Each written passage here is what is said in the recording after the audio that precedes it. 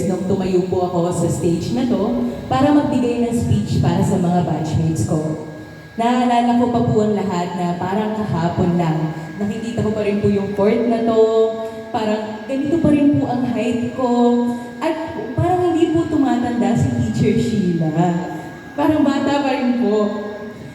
I remember a lot of things, but what I can't remember is what I wanted to be at that moment. Hindi ko po maalala kung ano nga ba yung pangarap ko nun. Kaya ngayon, pupunta po tayo sa ibang mga students para tanungin lang kung ano yung mga pangarap nila ngayon or kung ano yung gusto nilang kayo ang napili. Doctor! Kaya mo yung good luck. Ikaw? Architect. Architect. Wow! Ang ganda ng mga pangarap nila. And I will pray na matupad nila. O sa mga kids naman, ikaw baby, meron ka bang gustong maging in the future? Doctor din. Ayan. Okay, thank you po sa mga sagot at ipagdadasal ko po talaga na harap nyo. And katulad nyo po ako, madami rin po akong mithiin noong bata ako. Matagal ko nang gustong mag-doktor. I also wanted to be a teacher, a geologist, an astronaut. Pwede nga rin pong Pinoy Big Brother housemate, pinangarap ko rin po. Madami po akong pinangarap at parang sa bawat paglipas ng panahon, nagbabago ito. But with every changing dream, there's one thing constant in my life. And that is the support of the people around me. Kahit na ang daming nagbabago, wala po akong maalala na panahon sa buhay ko na walang naniwala sa akin. And I truly believe na sa edad po nila ngayon, the most important thing ay hindi po kung anong gusto nilang maging. Kasi alam niyo naman po, sa paglipas ng panahon, pwede po itong magbago. Nagkakaroon tayo ng ibang mga hilig o takot sa buhay. Sa ngayon po, the most important thing is that they keep on dreaming. Ang mahalaga, patuloy silang naniniwala sa sarili nila na kaya nila.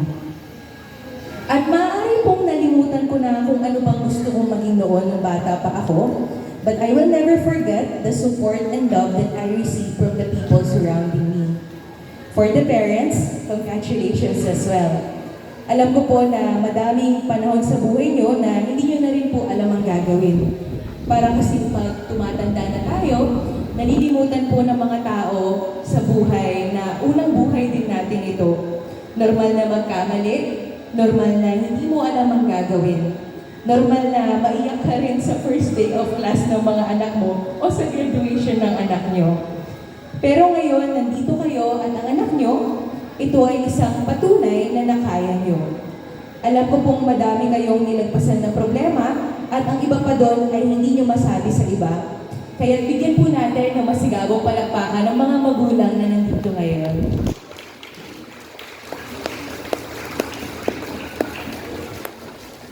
"14 years ago, I came to my graduation with my sister, parents, and grandparents. Hanggang ngayon po, nandito po ang mga since 4 years old po yata ay stage parents na po sila sa akin. My grandparents, however, have passed away 12 years ago. Naaalala ko pa po na sa bawat graduation ko ay pumupunta sila kahit na ang layo-layo ng probinsya namin na San Pablo. Pinipilit pa rin po nilang pumunta. At nung ilinis po namin yung bahay nila, nung nag-pass away po sila noon, nakita ko po na bawat graduation invitation ko noon sa Golden Learning Center ay tinatago nila mula grade 1 ako. How I wish na mapanood po nila ito. But even if they're not with me anymore, kahit na paglipas ng panahon, maaaring makalimutan ko ang tunog ng mga boses nila o mga bagay na gusto nila.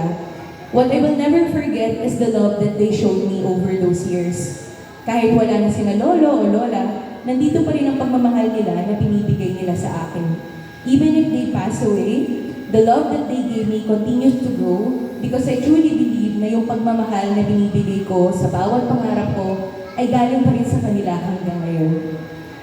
This is why it's very important to choose an environment that fosters your growth.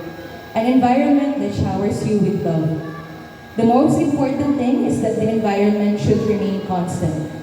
Of course, mahalaga na sineselebrate natin ang bawat panalo sa buhay natin, katulad na rin ngayon. Pero let's not forget that but also in losses. In fact, mas mahalaga po na nasa tabi tayo ng isa't isa sa mga panahon ng kalungkutan dahil doon natin mas kailangan ang kasama. And for the students, especially the graduates, naalala ko pa bago ako lumipat ng school noon, umiiyak ako sa mama ko kasi nga tuwang-tuwa ako sa Golden Yes. And 7 years ng buhay ko, in-spend ko dito at komportable na rin ako sa paligid ko. But I'm here to tell you that there's a bigger world out there. Madaming beses na natakot ako, madaming beses na umiyak ako, and there's a lot of times that I failed. Pero yung mga naramdaman ko na yon, parang wala na lang. Parang tila ala-ala na lang sila. What stayed is the lessons that I got from those moments. Sa buhay, may mga laban na makakaya mo at may mga laban na hindi ka mananalo.